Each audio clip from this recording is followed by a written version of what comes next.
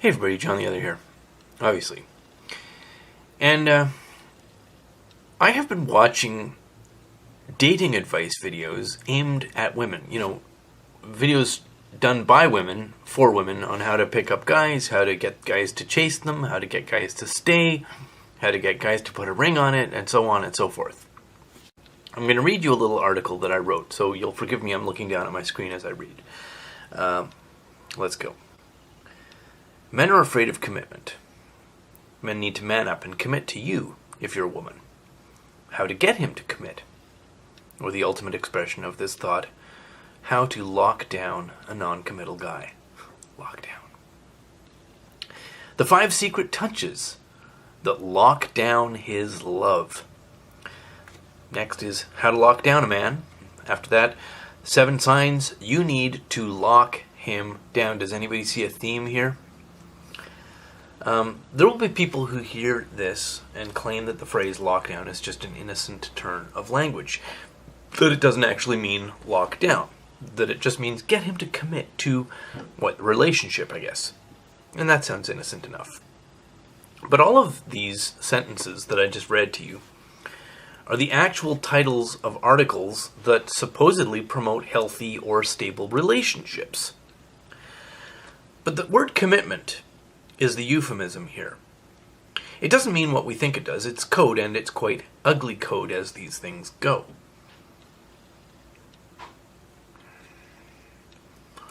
Now, if a man is in a relationship, a romantic one, well, then he's committed to that relationship because, by the most basic of definitions, he's still in it.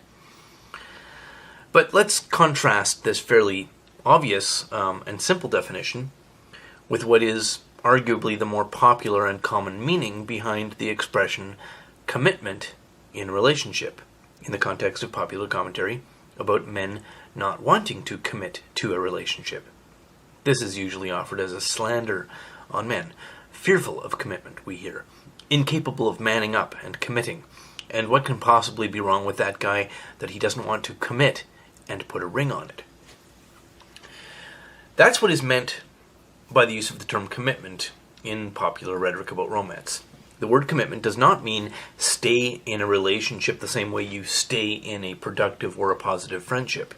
The word commitment means, why won't he agree to be legally bound? Now, it's the beginning of wisdom to call things by their proper names. So let's just for the moment stop deceiving ourselves and stop deceiving each other and stop using the term commitment when what we are actually talking about is legal or contractual obligation.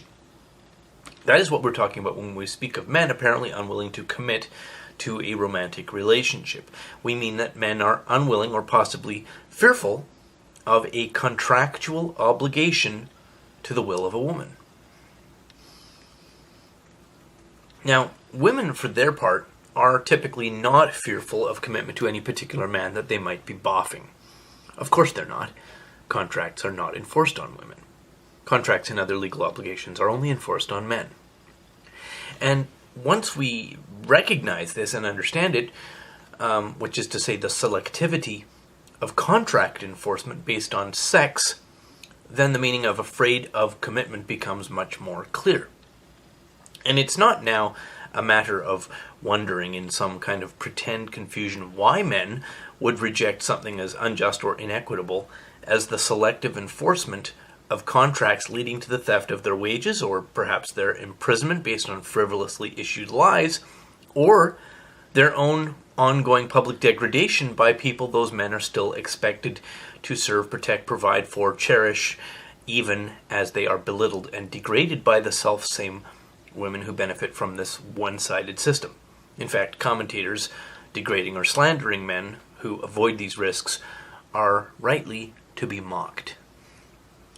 The question we should be asking, in my opinion, and that we are not, is why women continue to seek what they call commitment from men in the context of romantic relationships, and why we as a society observe this continued behavior without any negative commentary towards it.